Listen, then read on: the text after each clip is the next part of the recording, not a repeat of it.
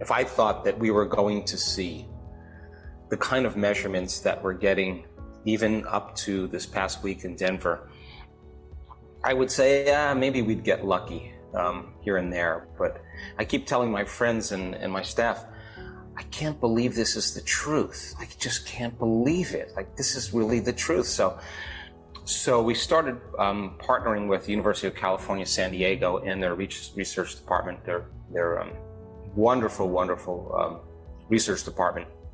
A lot of great academics and scholars there that were interested in demystifying the process. And we started out last February, just before COVID, and we call it catching fish. You know, we had control groups, we had novice meditators, and we had advanced meditators.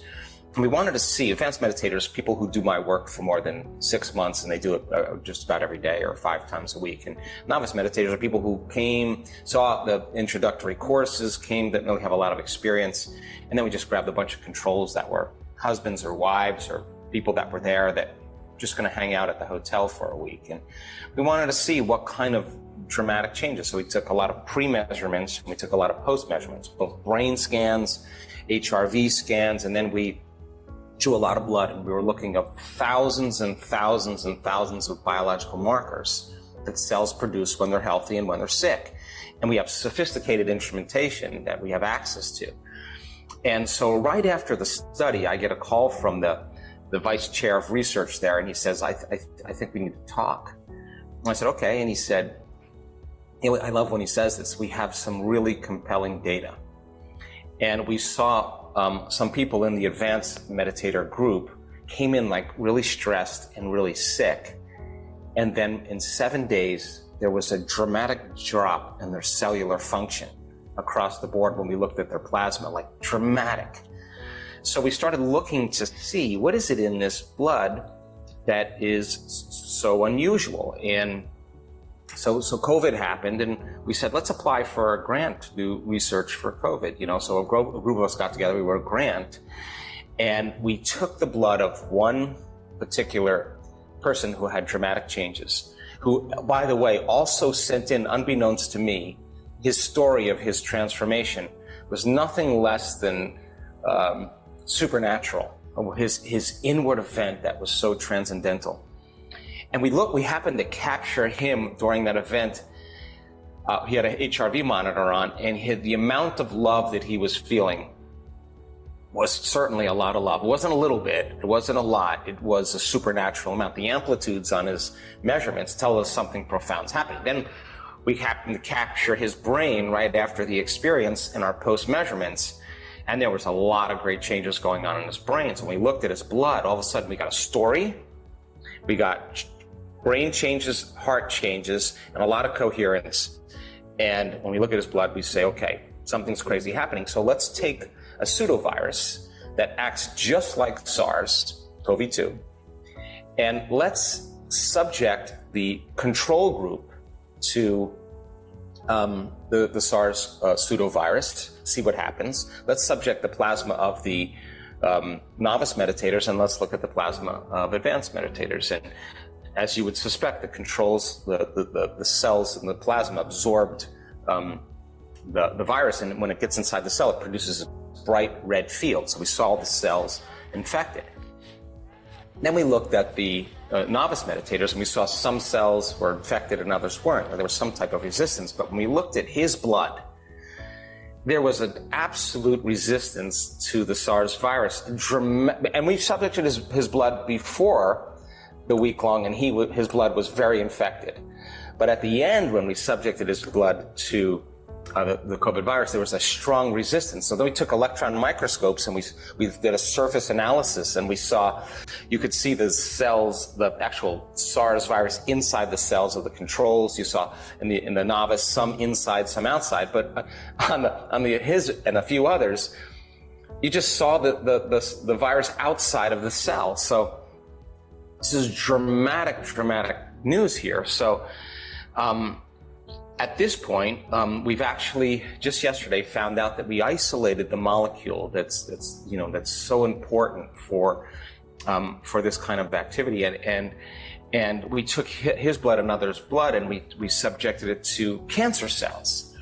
And a cancer cell produces an enormous amount of energy. They're almost immortal. And the mitochondria in the cell, which are the lungs of the cell, the energy packets of the cell, and a cancer cell are the ATP they're at very high levels. Subject that cancer cell, uterine cancer cell, to advanced meditator's blood, and all of a sudden you see a 75 or 74% reduction in the energy in a cancer cell. Take that same plasma and subject it now to someone who has nerve cells that have the amyloid protein or the Alzheimer protein that's secreted during when a cell does its thing with Alzheimer's, and you see all those genes downregulate, like the cell gets healthy. So we're on this enormous discovery. Now we started looking closer at the brain function of certain people during a transcendental moment, an inward experience that's transcendent of anything you know. That's outside of the known.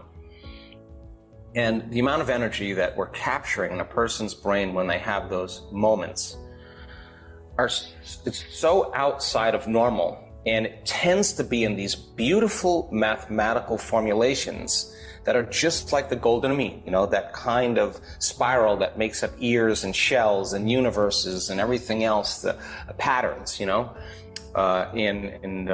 pine cones and seeds and flowers. There's all the same pattern.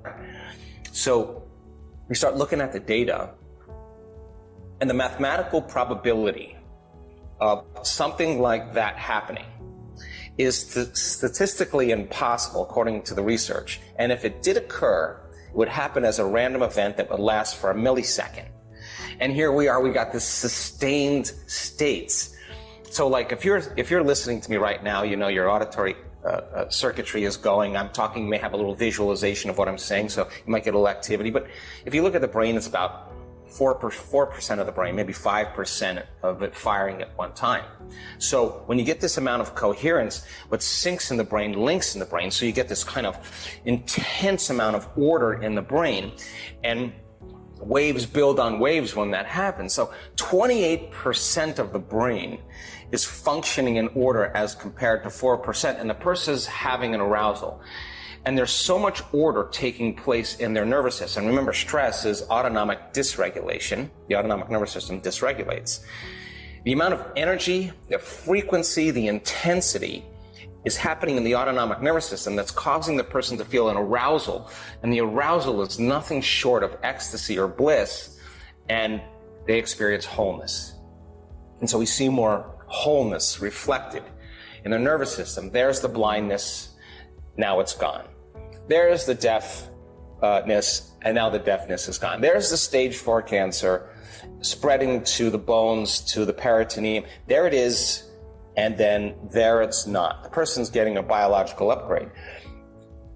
There's a person with a paralyzed limb from a stroke, and then now the person is lifting their arm above their head. Now, I have to tell you that when I see something like that, I think I'm more surprised than anybody, because you change the pattern in the field.